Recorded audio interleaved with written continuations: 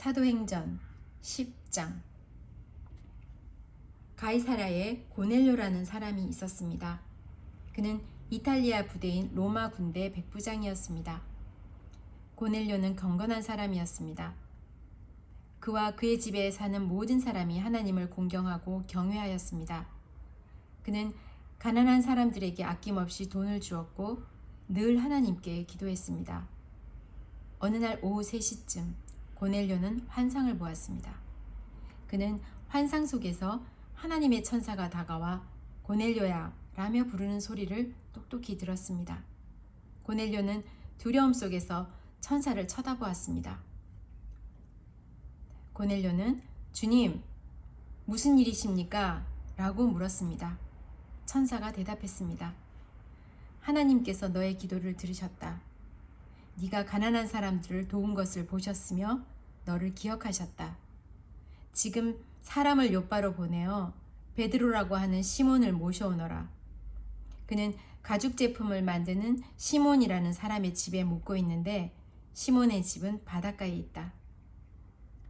자기에게 말하던 천사가 떠나가자 고넬료는 하인 2사람과 자기 부하 중에서 경건한 군인 1사람을 불렀습니다.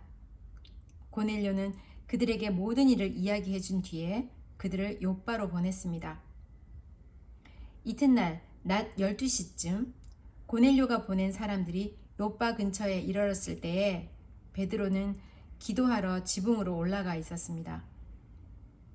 베드로는 배가 고파 무엇이라도 좀 먹었으면 하던 참이었습니다.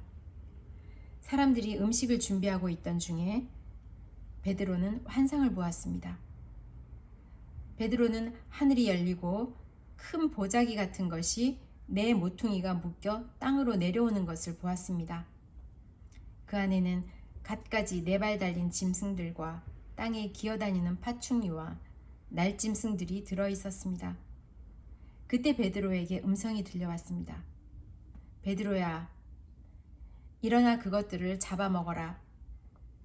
이에 베드로는 주님, 그러게는 못하겠습니다. 저는 속되거나 부정한 것을 지금까지 먹은 적이 없습니다. 라고 대답했습니다. 2번째로 음성이 들려왔습니다. 하나님께서 깨끗하게 하신 것을 속된 것이다 라고 하지 마라. 이런 일이 3번 있은 뒤에 보자기는 즉시 하늘로 올라갔습니다. 자기가 본 환상이 무슨 뜻일까 하고 베드로가 곰곰이 생각하고 있을 때 고넬료가 보낸 사람들이 시몬의 집을 찾아와 문 앞에 서 있었습니다. 그들은 문 밖에 서서 베드로라는 시몬이 여기 계십니까? 라고 소리쳐 물었습니다. 베드로가 아직 그 환상에 대해 생각하고 있는데 성령이 베드로에게 말씀하셨습니다. 시몬아, 3사람이 너를 찾고 있다. 일어나 내려가거라. 그들은 내가 보낸 사람이니 주저하지 말고 그들을 따라가거라. 베드로가 그 사람들이 있는 곳으로 내려가 말했습니다.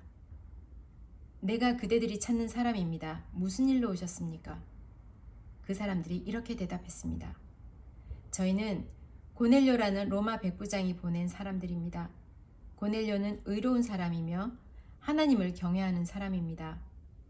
그는 모든 유대인들에게도 존경을 받는 사람입니다. 한 거룩한 천사가 고넬료에게 당신을 집으로 모셔다가 당신이 하시는 말씀을 들으라고 분부하였습니다. 그러자 베드로는 그들을 집 안으로 불러 묻게 했습니다. 이튿날 베드로는 자리에서 일어나 그들과 함께 고넬료의 집을 향해 출발하였습니다. 욥바에서 온 형제 몇 명도 베드로를 따라갔습니다. 그들은 다음 날 가이사랴에 도착했습니다. 고넬료는 친척과 친구들을 불러놓고 베드로를 기다리고 있었습니다. 베드로가 안으로 들어가자 고넬료가 그를 맞이했습니다. 그는 베드로의 발 앞에 엎드려 절했습니다. 베드로가 그를 일으켜 세우며 일어나십시오. 나도 사람일 뿐입니다. 라고 말했습니다. 베드로가 고넬료와 말하면서 집 안으로 들어가 보니 사람들이 많이 모여 있었습니다. 이들을 향해 베드로가 말했습니다. 여러분도 잘 아시겠지만 유대인이 이방 사람을 사귀거나 그의 집에 찾아가는 것은 유대법에 어긋나는 일입니다만 하나님께서는 저에게 어떤 사람도 속되거나 부정하다고 해서는 안 된다는 것을 보여주셨습니다. 그래서 여러분이 저를 불렀을 때 이의를 제기하지 않고 따라온 것입니다. 자, 무슨 일로 저를 부르셨는지 말씀해 주십시오. 고넬료가 대답했습니다. 4일 전 이맘때쯤, 그러니까 오후 3시쯤에 집에서 기도하고 있는데 갑자기 눈부신 옷을 입은 사람이 제 앞에 서 계셨습니다. 그는 고넬료야, 하나님께서 너의 기도를 들으셨고 네가 가난한 사람을 도운 것을 하나님께서 보시고 너를 기억하셨다. 지금 사람을 욥바로 보내어 베드로라고 하는 시몬을 모셔오너라. 그는 가죽 제품을 만드는 시몬이라는 사람의 집에 묵고 있으며 시몬의 집은 바닷가에 있다. 라고 말씀하셨습니다. 그래서 나는 곧 당신에게 사람을 보냈습니다. 그런데 이렇게 와주셨으니 참 잘하셨습니다. 이제 우리 모든 사람은 주님께서 당신에게 하라고 명령하신 모든 말씀을 들으려고 하나님 앞에 모였습니다. 베드로가 입을 열어 말했습니다. 나는 참으로 하나님께서는 사람을 외모로 판단하지 않는 분이라는 것을 깨달았습니다. 하나님께서는 어느 나라 사람이든지 하나님을 경외하고 의로운 일을 하는 사람을 받아주십니다. 하나님께서는 이스라엘 백성에게 말씀을 보내시고 예수 그리스도를 통해 평화의 복음을 선포하셨습니다. 예수님은 모든 백성의 주님이십니다.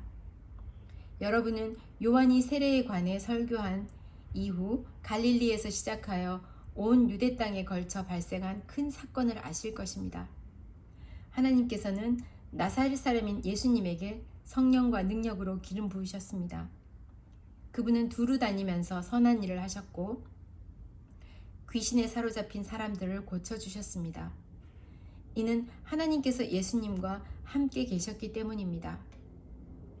우리는 예수님께서 유대와 예루살렘에서 하신 모든 일을 목격한 증인입니다. 사람들은 예수님을 나무에 매달아 죽였지만 3일째 되는 날에 하나님께서는 이 예수님을 죽은 자 가운데서 다시 살리셔서 사람들 앞에 나타나게 하셨습니다. 그러나 예수님께서 모든 사람들에게 나타나신 것이 아니라 하나님께서 이미 증인으로 택하신 우리들에게만 보이셨습니다. 우리는 예수님께서 죽으셨다가 다시 살아나신 뒤에 그분과 함께 먹고 마셨습니다. 예수님께서는 우리에게 명령하시기를 하나님께서 이 예수님을 살아있는 사람과 죽은 사람의 심판자로 세우셨다는 것을 사람들에게 전파하고 증언하라고 하셨습니다. 모든 예언자들도 예수님을 믿는 사람은 다 그분의 이름으로 죄를 용서받는다고 증언했습니다. 베드로가 이런 말을 하고 있을 때 말씀을 듣고 있던 모든 사람들 위에 성령께서 내려오셨습니다. 베드로와 함께 온 할례 받은 신자들은 하나님께서 선물로 주신 성령을 이방 사람들에게까지 부어주시는 것을 보고 깜짝 놀랐습니다. 이방인들이 방언을 말하고 하나님을 찬양하는 것을 그들이 들었기 때문입니다. 그때 베드로가 말했습니다. 이 사람들이 우리와 마찬가지로 성령을 받았으니 이들에게 물로 세례를 주는 것을 누군들 막을 수 있겠습니까? 베드로는 그들에게 예수 그리스도의 이름으로 세례를 받으라고 명하였습니다. 그때 그들은 베드로에게 자기들과 함께 며칠 더 머물다 가라고 부탁했습니다. 사도행전 11장 사도들과 유대에 있는 사도들과 형제들이 이방인들도 하나님의 말씀을 받아들였다는 소식을 들었습니다. 그래서 베드로가 예루살렘에 올라가자 할례 받은 신자들이 베드로를 비난했습니다. 그들은 베드로에게 당신은 할례 받지 않은 사람의 집에 들어가 함께 식사를 하였소 라고 말했습니다. 그래서 베드로는 모든 사실을 질서정연하게 설명하기 시작했습니다. 내가 욥바에서 기도를 하고 있는 중에 환상을 보았습니다. 하늘에서 큰 보자기 같은 것이 내 모퉁이가 묶인 채 내 앞에까지 내려왔습니다. 그 속을 들여다보니 거기에는 4발 달린 짐승들과 땅에 기어다니는 파충류와 날짐승까지 들어있었습니다. 그때 베드로야 일어나 그것들을 잡아먹어라 하는 소리가 들렸습니다. 그러나 나는 주님, 그렇게는 못하겠습니다. 저는 속되거나 부정한 것을 지금까지 먹은 적이 없습니다. 라고 대답했습니다. 그러자 하늘에서 다시 음성이 들려왔습니다. 하나님께서 깨끗하게 하신 것을 속된 것이라고 하지 마라. 이런 일이 3번 있은 뒤에 모든 것이 다시 하늘로 올라갔습니다. 바로 그 순간 내가 묵고 있던 집에 3사람이 찾아왔습니다. 그들은 가이사라에서 내게 심부름을 온 사람들이었습니다. 성령께서 나에게 주저하지 말고 그들을 따라가라고 말씀하셨습니다. 여기에 있는 6 형제 사람들도 나와 함께 고넬료의 집으로 갔습니다. 고넬료는 우리에게 천사를 본 이야기를 해주었습니다. 천사가 그에게 와서 서더니 사람을 욥바로 보내어 베드로라고 하는 시몬을 데려오너라. 그가 너에게 너와 내 온 집을 구원받을 말씀을 전해줄 것이다. 라고 말했다고 합니다. 내가 입을 열어 말하자 성령께서 처음에 우리에게 내리셨던 것과 똑같이 그들에게 내리셨습니다. 그때 나는 요한은 물로 세례를 주었으나 너희는 성령으로 세례를 받을 것이다 라고 하신 주님의 말씀이 생각났습니다. 하나님께서 우리가 주 예수 그리스도를 믿었을 때에 주신 것과 똑같은 선물을 그들에게도 주셨는데 내가 누구이기에 감히 하나님께서 하시는 일을 막을 수 있겠습니까? 할례받은 신자들은 베드로의 말을 다 듣더니 더 이상 할 말이 없었습니다. 그들은 하나님을 찬양하며 이제 하나님께서는 이방인에게도 생명에 이르는 회개를 주셨다라고 말했습니다. 스데반의 일로 발생한 박해 때문에 많은 신자들이 흩어졌습니다.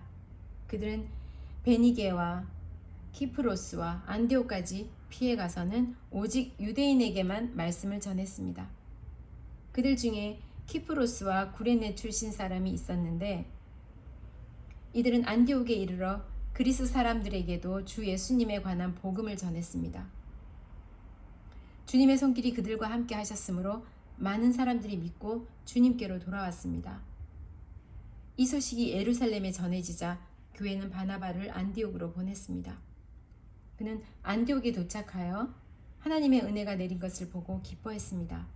그리고 모든 사람들에게 마음을 굳게 하여 주님을 의지하십시오 라고 격려했습니다. 바나바는 착한 사람이요 성령과 믿음이 충만한 사람이었습니다. 그래서 많은 사람들이 주님께로 돌아왔습니다. 바나바는 사울을 찾으러 다소로 갔습니다. 사울을 찾은 바나바는 사울을 안디옥으로 데려왔습니다. 2 사람은 1년 동안 교회에 머물면서 많은 사람을 가르쳤습니다. 제자들은 안디옥에서 처음으로 그리스도인이라고 불렀습니다. 그때부터 예언자 몇 사람이 예루살렘에서 안디옥으로 왔습니다. 그 중에 아가보라는 사람이 있었습니다. 한 번은 아가보가 일어나 성령의 감동을 받아 예언하기를 온 세상에 큰 기근이 닥칠 것이라고 말했습니다. 그런데 실제로 글라우디오가 황제가 되었을 때에 기근이 발생했습니다. 제자들은 자기 형편대로 헌금하여 유대에서 사는 형제들을 돕기로 결정하였습니다. 그들은 돈을 모아서 바나바와 사울 편에 예루살렘에 있는 교회의 장로들에게 보냈습니다.